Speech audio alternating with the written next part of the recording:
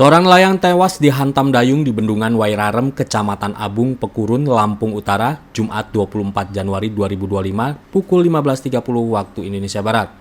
Tersangka Maulika Effendi, 26 tahun, warga desa Nyapah Banyu, Abung, Pekurun, digelandang ke Polres Lampung Utara atas dugaan pembunuhan sesama nelayan bernama Santoni, 36 tahun, warga desa Pekurun Tengah, Abung, Pekurun.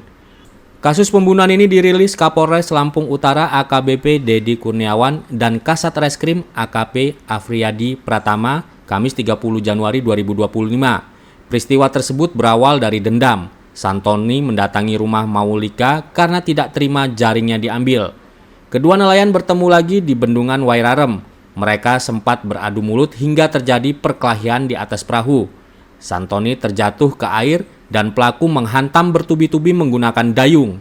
Korban tak sadarkan diri hingga tenggelam.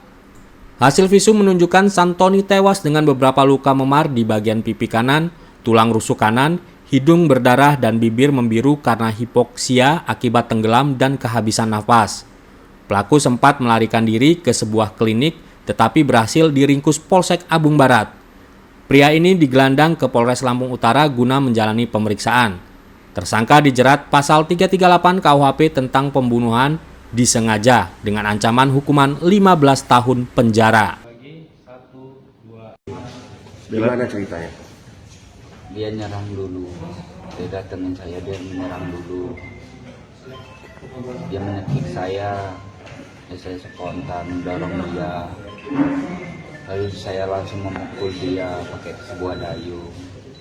Dayung itu langsung patah. Terus? Dan saya lanjutin dengan tangan saya sebanyak 3 kali. Kami berkata, mati kamu, mati kamu. Seketika itu dia menarik saya di dalam air, memegang saya. Saya berusaha melepaskan diri. Dan alhamdulillah saya bisa melepaskan diri, naik ke atas, menghirup nafas, mengambil perahu saya yang sudah hampir tenggelam. Lalu saya meninggalkan dia sambil berenang ke daratan. Itu kenal sama korban? Usahanya di situ, dia itu seorang pendatang, Pak. Pendatang, tiba-tiba seperti mau menyerang saya, tidak terima saya mencari ikan di situ. Sebelumnya ada masalah sama dia? Tidak ada. Itu sebenarnya gara-garanya apa sih? Itu gara-garanya sebenarnya mencari ikan sama-sama, cuman sepertinya dia tidak terima kalau saya mencarikan di situ. Dia mancing atau nyala? Dia jaring, Pak, jaring ikan. Oh, kamu?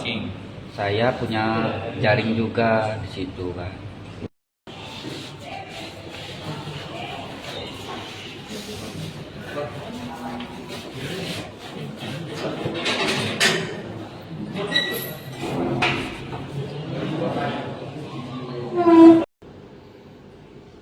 Kronologis berawal ditemukannya jenazah sekitar pukul 19 atau pukul 7 malam.